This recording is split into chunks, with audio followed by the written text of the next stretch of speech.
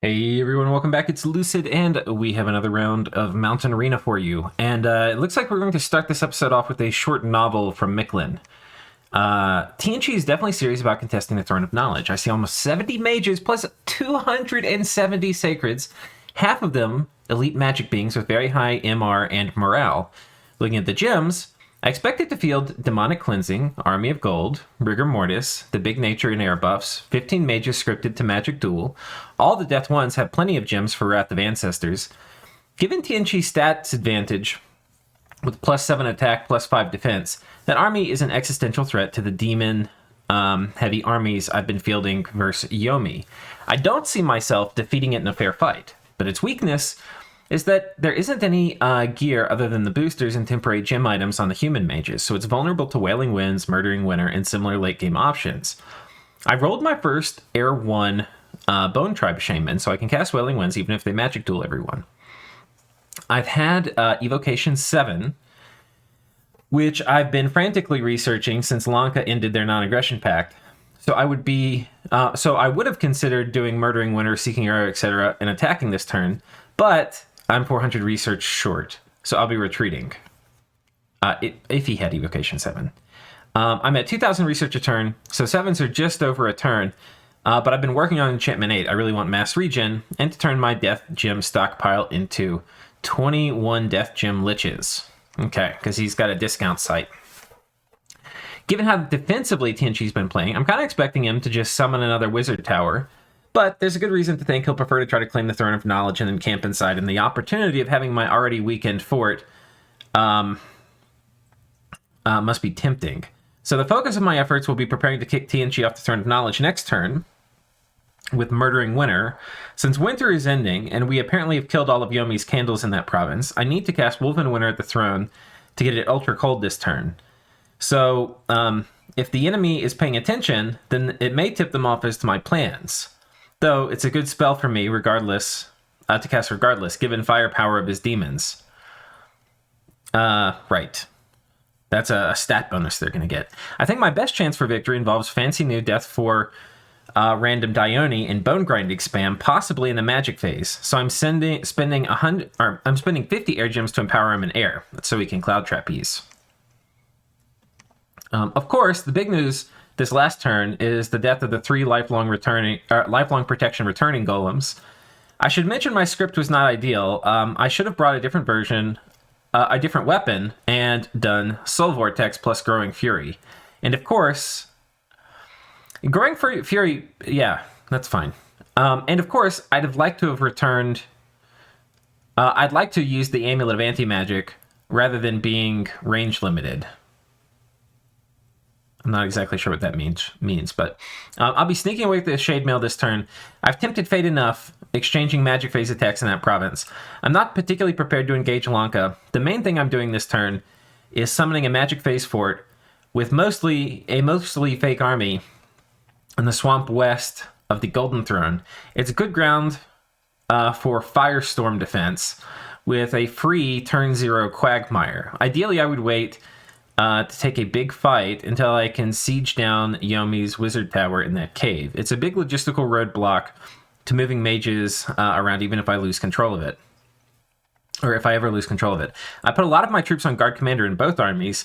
Currently sieging Yomi's forts. If I'm lucky, I'll kill another one of Yomi's Drain Life Assassins by putting everyone on guard, on Bodyguard as I move off.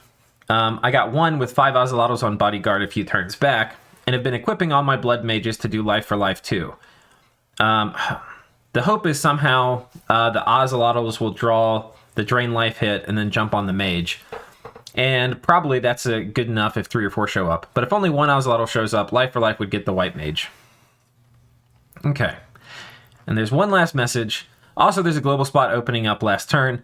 I think I might have killed Yomi's Enculture Caster. I don't have something useful that I can put up with a decent Overcast right now, and I'm pretty sure that the Coalition will just dispel an Overcast, or Overcast anything cheap. So I'm pushing Dominion near all my armies and hoping nothing too cancerous takes the spot. Okay.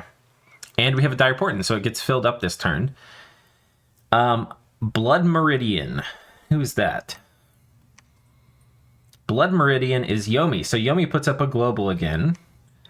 And they steal Gift of Health, I believe. I think that's what just happened. Is that the right text for this? Astral powers harvested will surely be used against you. Wait, astral powers harvested from the sky. Is that stellar focus? It looks like they put something to just fill the spot. Okay. Some little dinky-do attacks here. So Tienchi attacks, and mictlan has evacuated. So he was right. Who is this guy?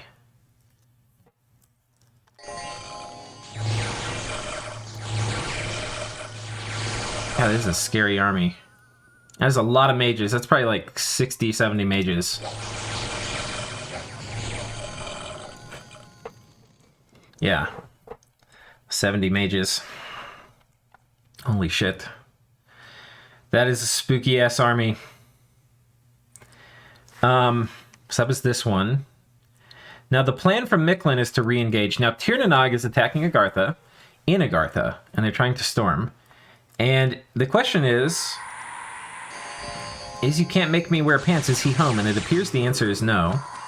And there's a lot of mages here. I don't see many big buffs coming out from either side. I don't think we have, like, Mass Protection or Fog Warriors or anything from either side here. Magma Kids do enjoy a little bit of Mass Protection. Not a huge protection boost for them, but better than nothing. And they have fire resistance anyhow. But can they get through the gate? There's a lot of evocations coming in. Now, they have fire resistance, but only 5. So these magma bolts and the magma children still do a lot of damage to them. I just saw one of the thugs get sniped here. Okay. So they take this, they lose 1 She-Lord and a Ree. And they lose 1 Banshee and a Tuatha. So they lost 1 of basically all their things. But they take Agartha's capital, so that's not a bad deal. So it looks like that's basically it for Agartha, with Alanka and Tirnanog splitting them. And yeah, there's just 1 Agartha province left. So that's probably what this episode will be called, the end of Agartha. The end of an era. Turns out they're probably going to strap him down in the big table up in Dominion's Heaven and just force him to wear pants. It's going to be a non-consensual pants wearing. Rules must be followed, even in Kmart. Okay, so let's take a look where the the Tienchi army is.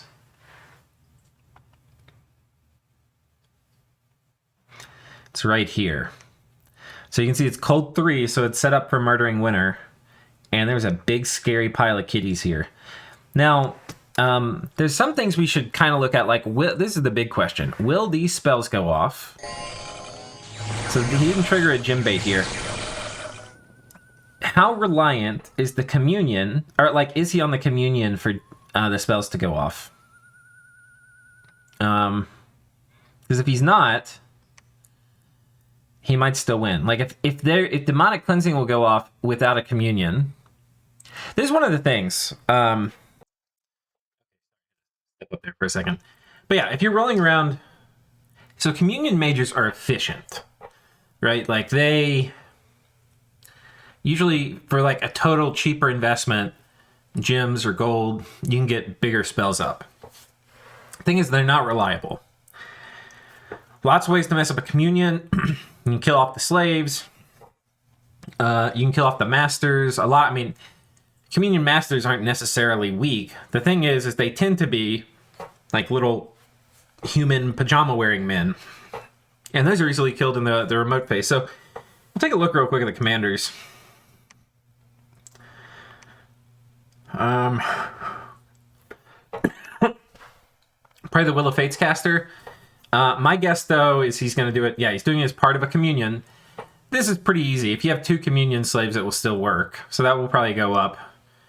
Demonic cleansing is part of a communion, but doesn't need it. So this will probably go up. He's probably doing Wailing Winds and stuff. Heavily reliant, pretty reliant on a communion. Actually, that might not be that hard. I think might only have to be, I can't remember if you have to be Death 2 or Death 3 with gems to cast it.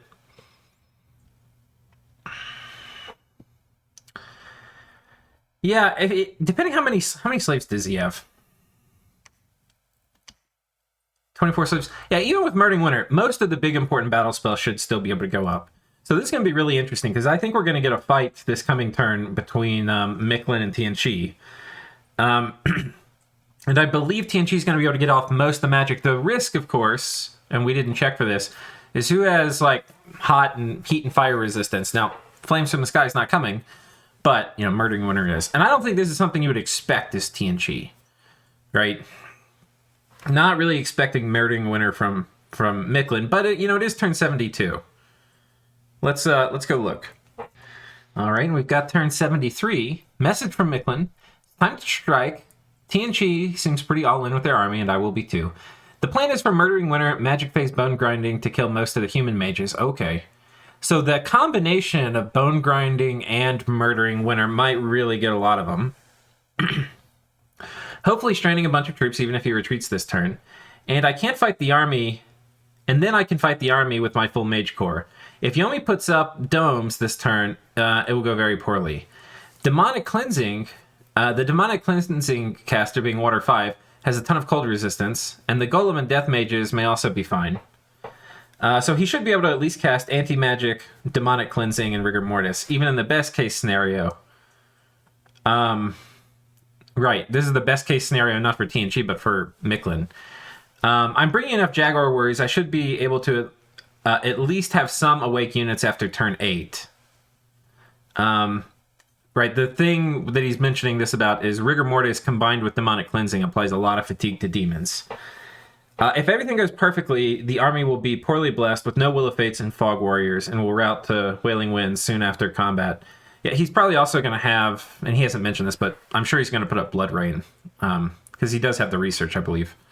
Of course, the major downside to this play is I'd be surprised if Yomi doesn't end up using his tools I'm demonstrating in this battle to kill human mages with Dione and Cold Scales.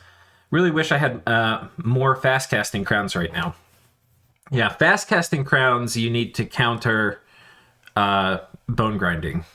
So, we'll start with what I believe is going to be the Bone Grinding attack against Tienchi. So we've got an Arouse Hunger cast, a Horde from Hellcast. These are just distraction.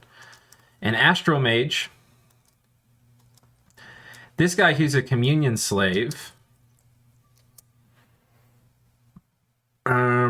Death 2 caster, not sure what they're about. Storm, this is to keep projectiles and some of the flyers off the, these casters. Presumably he's also going to be casting Doom. Oh, he's casting Anti-Magic. I guess that's to dodge some Soul Slays. And oh my god. Death 6 Dione. So this guy's actually just here to explode. He's just going to absorb fatigue and probably blow up the first round or two.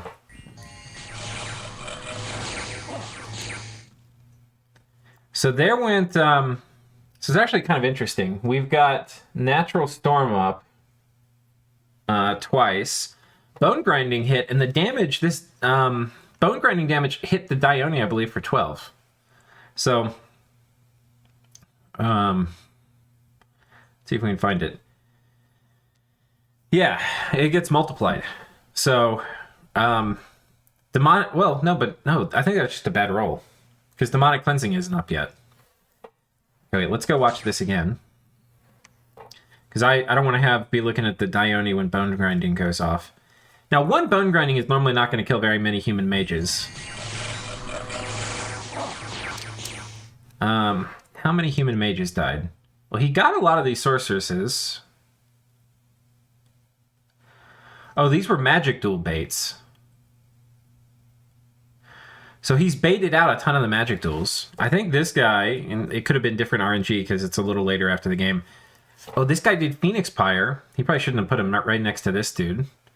And his whole job is to absorb magic duel baits and kill off the Astral Mages. That is really clever.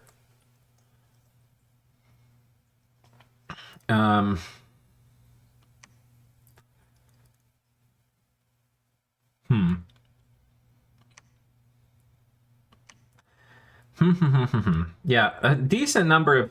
I think most of the dead ones are actually not from bone grinding, but from this magic duel play. It really is some good RNG too. He hasn't even popped Phoenix Pyre. Now, presumably, we're going to be seeing this guy cast... yeah, he's preparing to cast Doom. Anti-Magic got interrupted by bone grinding. We'll see if he gets Doom off or if bone grinding interrupts him there too. What did this person cast? Oh, Ray's dead. She must have just been stealthily hiding here and is just popping her head up because she can't magic phase in. This guy, I'm sure, is doing another bone grinding attack.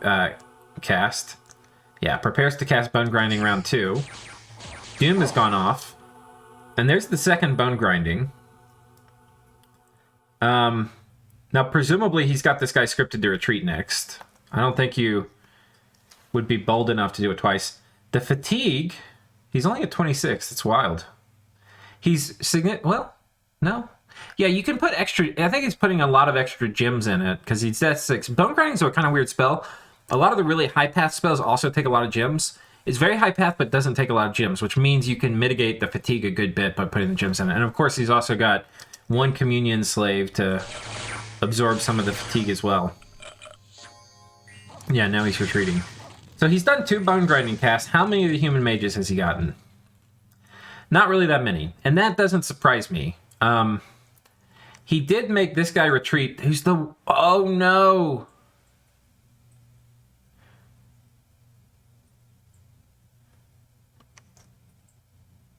It wasn't even Wailing Winds. Oh, he had Battle Fright.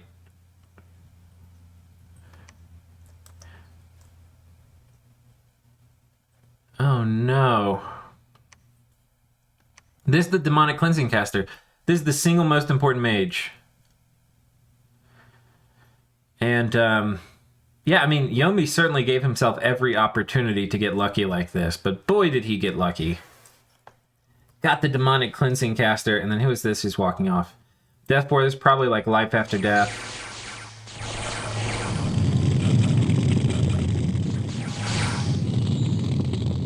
Okay. The Mage Core that is left... Now, a lot of them are going to be starting off lower HP and stuff, too, from Murdering Winter. I mean, this was 70 mages, guys, before. I think we only have 15, 17, 18 mages left. And we're going to go right to the main course here, and I don't want to spoil it by... So Storm is up. Means no flying Aussies. This is one of the kind of like the antes to just fight. You kind of must have... Okay, we're still getting a lot of Wrath of Ancestors, which is really nice. And Will of Fates has gone off. That's really good. That's really freaking good. And he's got Army of Gold off, it appears. So, you know, these guys who have really bad protection otherwise now have pretty good protection. We're missing Demonic Cleansing, though, and that is the big ticket item. Now, on the mictlan side, we're probably going to have more buffs. We've got Weapons of Sharpness on a lot of these guys, which are going to help with Demonic Cleansing. I mean, with Army of Gold. We've got Arrowfiend, Will of Fates. They've got all the resistances. I don't know how much of that is from spells. Fog Warriors is off now. Now, Fog Warriors... Tienchi has a lot of magic weapons, right? So, and there's not a really... They've got natural protection on these guys, like Bark Skin from the Blast, but there's no bigger thing. Do we have Wailing Winds up? We do. So that's going to be the other X factor in this, is we don't have Blood Rain, I don't think.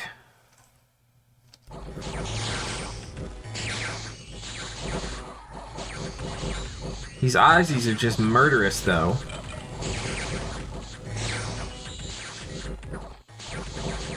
And while you will see some of these Aussies dying for sure, Will of Fates is doing a good job protecting them. It's not as helping, it doesn't appear to be helping Tienchi as much. And some of that is because the Aussies just have way higher attack density. So, you know, if you have one of these guys, like who's like a very killy dude, he's only gonna, like 3 out of 4 turns, he's not going to kill anybody, right? And then 1 turn, he'll get a chance to, or he will, right? And, but the Aussies, they're going to get a lot more chances to kill. So it's kind of a thing, just like with one attack, it kind of sucks fighting stuff with Will of Fates. And now the Aussies are back in the Mage Core. Tienchi is routed. Some of these units are also going to be starting off like the units themselves. Will be starting off with lower HP. And that's from the Murdering Winter. And the stats here on the on these dudes are kind of shit and fire, right? Like, these are subhuman stats. And that's because they're fighting in Cold 3. Now, that's a 6-point swing. Like, these would be actually really good stats in Heat 3. So, same with Strength. Like, these guys are pretty shit in Cold 3. In Heat 3, they're pretty freaking good. So yeah, that kind of sucks. This army looks smaller too. This is not the 270 Sacreds. I don't know how many got killed by... How many got killed by Bone Grinding here?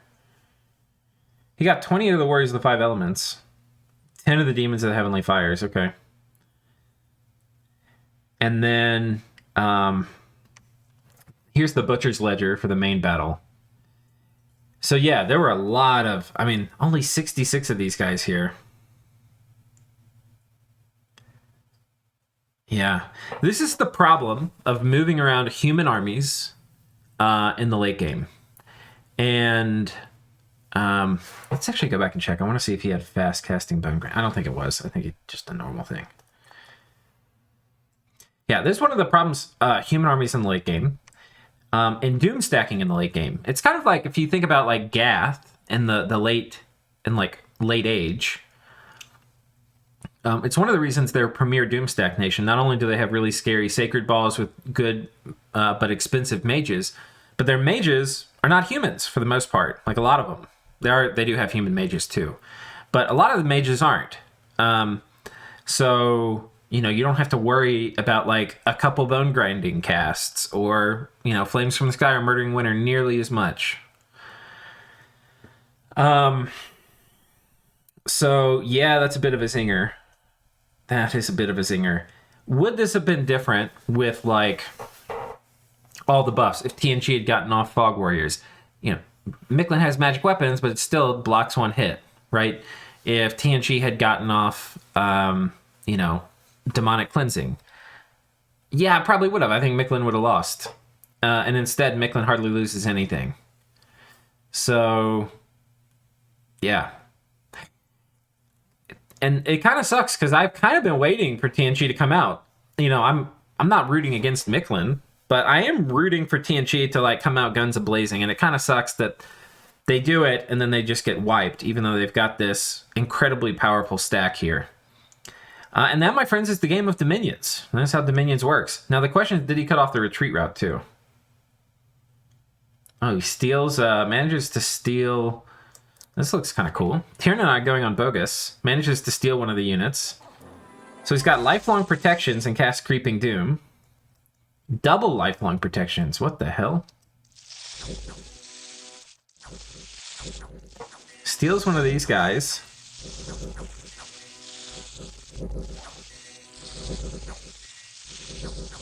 Oh, he doesn't put them on advancing cast. Or they're not advancing casting. But yeah, imps and bugs apparently do pretty good. Yoink! Tienchi loses this. I think we're going to watch this from the strategic map. So...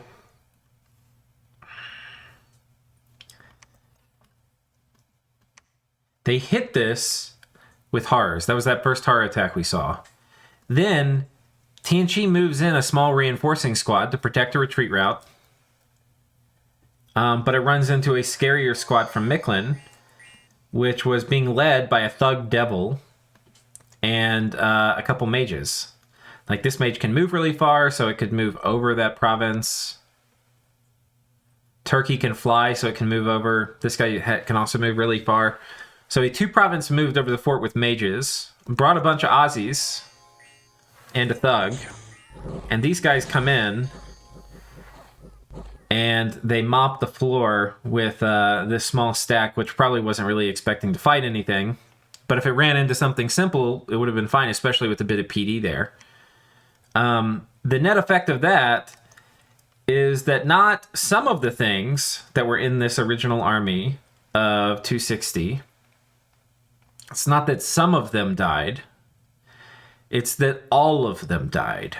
So literally everything you see here is no longer in the game. It is all dead, unless I had like a Ring of Returning or something. All dead. And what did it kill of mictlans? And add up to the Golden Order? Some chaff he summoned that same turn. Donated him 7 troops and killed 13 Aussies. Basically a side grade. Spicy. All right, guys, spicy. Jesus Christos. Woo! All right, let's see if we missed anything else. I think that's about it. And we're at 25 minutes, so we'll probably call it here. Let's take a look at the score graph, though. Lanka marching upwards. The question is, who is going to fight... not Lanka. mictlan marching upwards. Who is going to fight mictlan? It ain't going to be Tienchi. Ain't going to be Yomi. That only leaves Lanka. So really what we have left in this game that's blocking mictlan from victory is we have Lanka. Lanka has finished putting the touches, the moves, on Tien, and you can see he's starting to amass what certainly will be a sizable army over here to get ready to put pressure on mictlan. Will he be able to do it? That is the question, which we will answer in the coming turns. It doesn't look good. Right, here's mictlan's research. Right, he is way ahead of mictlan. I mean, of Lanka.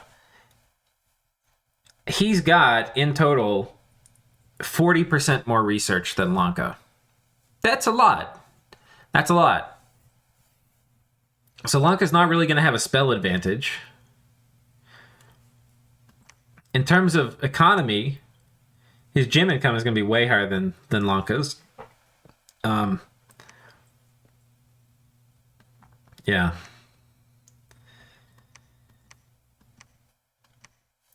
So yeah, I mean, I think mictlan is now 1 on the field against pretty much every player.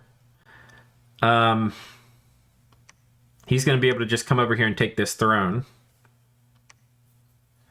Can he come over here and take this one? That's the other big thing. So mictlan's like checklist to win the game is they need to march over here and take this throne, and then they have to fight Lanka. And then I think they win. I think, what is it? Yeah, it's 6 turns to win. So you just have to win all the contesting turns. You don't have to actually... He's not going to have to, like, spill over here and, like, you know, take other thrones that he aren't in his column, so to speak. So, yeah, very cool. I hope you guys enjoyed that that very solid play from mictlan. And, you know, send your get well cards to Tienchi. And we'll see you next time.